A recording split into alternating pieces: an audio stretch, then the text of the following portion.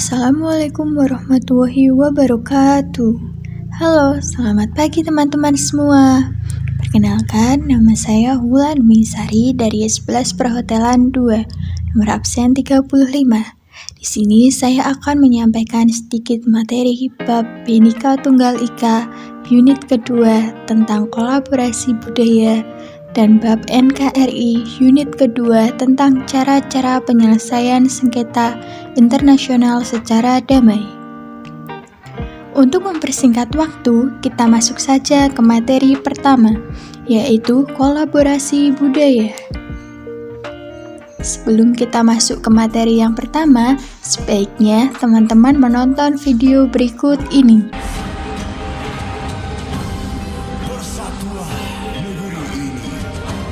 Dengan segala keragamannya, maka Indonesia akan menjadi bangsa yang hebat dan terpandang di mata dunia. Aku bahagia hidup sejahtera di khatulistiwa, alam berseri-seri, bunga beraneka, negeri beramah-ramah, bertajuk cahaya jingga, surya di cakrawala. Mari dan sahaja, rasa isi mari dan sahaja, semua tinggi doabe, untuk tingkah kau boleh. Mesaknya penghujung di awal-awal, membiarkan jalannya bangun ayah karingan, sikuna nanggoa sejeng pamatuk angelu, ngepak mega dari di benak arep minggu. Sakomanya mo kanaman jauh, mangimo mele lekap ko sayang, malole si malole, kita nusale malole.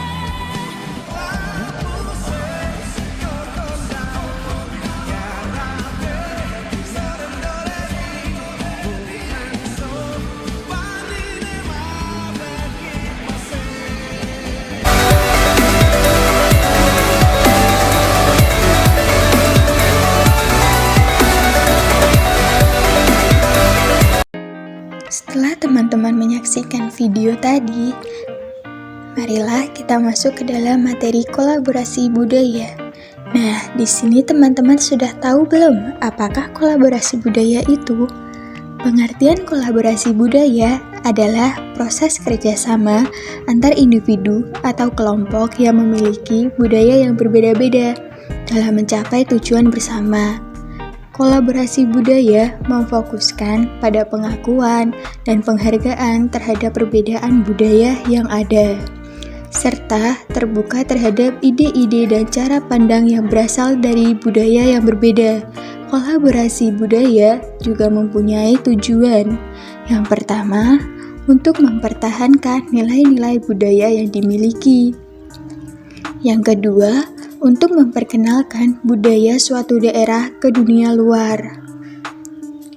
Dengan adanya kolaborasi budaya antar masyarakat satu dengan masyarakat lain yang berbeda budaya, akan terjalin komunikasi lintas budaya. Apakah komunikasi lintas budaya itu? Komunikasi lintas budaya adalah proses komunikasi yang melibatkan orang-orang yang berasal dari latar belakang sosial budaya yang berbeda.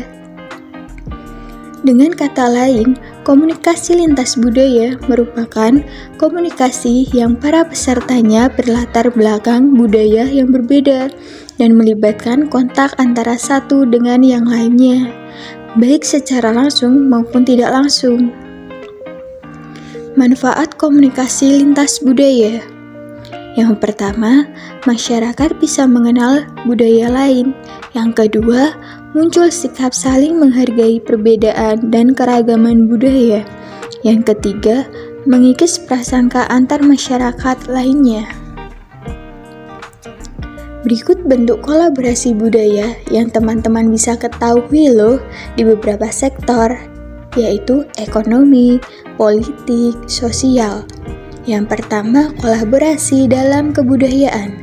Kolaborasi budaya dapat terlihat dalam kebudayaan Indonesia yang merupakan hasil campuran dari berbagai budaya yang ada di Nusantara. Yang kedua, kolaborasi dalam seni.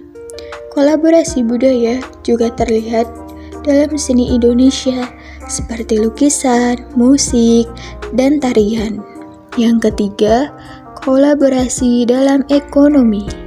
Kolaborasi budaya juga terjadi dalam ekonomi Indonesia, terutama dalam bidang perdagangan. Contoh kolaborasi budaya yang ada di Indonesia. Yang pertama, pentas seni budaya. Pentas seni budaya adalah salah satu bentuk kolaborasi budaya yang dilakukan di Indonesia. Misalnya seperti pertunjukan gamelan, musik keroncong, dan tarian tradisional, serta kesenian lainnya. Yang kedua, pameran seni budaya. Pameran seni budaya juga termasuk bentuk contoh kolaborasi budaya di tengah masyarakat. Contohnya, pameran tari, pameran lukis, pameran ukir, dan pameran pahat. Yang ketiga, pertunjukan seni budaya. Pertunjukan seni adalah salah satu bentuk kolaborasi budaya yang dilakukan di Indonesia. Contohnya, pertunjukan seni tari, pertunjukan seni teater, pertunjukan seni wayang kulit, dan lain-lainnya. Yang keempat, parade budaya. Parade budaya juga merupakan bentuk kolaborasi budaya di Indonesia. Parade budaya sendiri diselenggarakan saat memperingati kemerdekaan Republik Indonesia. Tak hanya seni tari saja, parade budaya juga menampilkan seni tata rias, budaya tradisional, dan seni bela diri. Yang kelima, upacara kemerdekaan di Istana Negara. Upacara kemerdekaan di Istana Negara juga termasuk bentuk kolaborasi budaya loh teman-teman. Selain memperingati kemerdekaan, di istana juga ada hiburan berupa pertunjukan budaya dari Sabang sampai Merauke. Pertunjukan itu bisa berupa paduan suara lagu tradisional, seni tari, seni bela diri, dan seni alat musik tradisional. Yang keenam, bazar dan expo. Bazar dan expo juga termasuk sarana kolaborasi budaya di Indonesia. Misalnya, di bazar ada karya seni berupa kain tradisional, kerajinan tradisional, hingga makanan tradisional yang menjadi bagian dari budaya Indonesia. Nah, demikian pembahasan mengenai materi kolaborasi budaya Indonesia. Setelah ini, teman-teman akan saya ajak untuk membahas mengenai materi bab NKRI unit kedua, yaitu cara-cara penyelesaian sengketa internasional secara damai. Apakah teman-teman tahu apa itu penyelesaian sengketa secara damai? Penyelesaian secara damai dalam sengketa antar negara merupakan langkah ideal daripada menempuh cara-cara kekerasan atau gencatan senjata. Upaya damai ini mutlak dilakukan sebelum mengarah pada konflik yang lebih besar berupa konflik senjata. Langkah-langkah penyelesaian secara damai ditempuh dengan cara yang pertama, negosiasi. Cara ini merupakan penyelesaian sengketa paling sederhana dan dianggap tradisional, tetapi cukup efektif untuk mencegah konflik. Perbedaan persepsi yang terjadi antar kedua belah pihak akan memperoleh jalan keluar dan memungkinkan mudah untuk dipecahkan. Yang kedua, mediasi dan jasa-jasa baik. Mediasi tidak jauh berbeda dengan negosiasi, Hanya saja yang membedakan pada melibatkan pihak ketiga yang bertindak sebagai perantara untuk mencapai kesepakatan. Yang ketiga, konsiliasi. Istilah konsiliasi memiliki dua arti. Pertama, untuk metode dalam proses penyelesaian sengketa yang diselesaikan secara damai dengan dibantu melalui perantara negara lain atau badan penyelidikan dan komite tertentu yang dinilai tidak berpihak kepada salah satu yang bersengketa.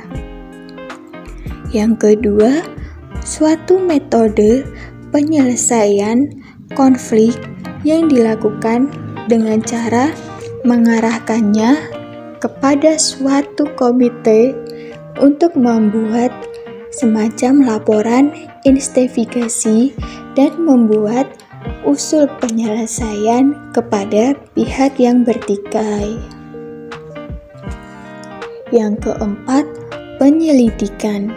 Pada tanggal 18 Februari 1967, PBB mengeluarkan resolusi kepada anggota-anggotanya agar dalam proses penyelesaian sengketa internasional perlu metode yang disebut sebagai fact-finding, pencarian fakta. Yang kelima, penyelesaian di bawah naungan negosiasi PBB.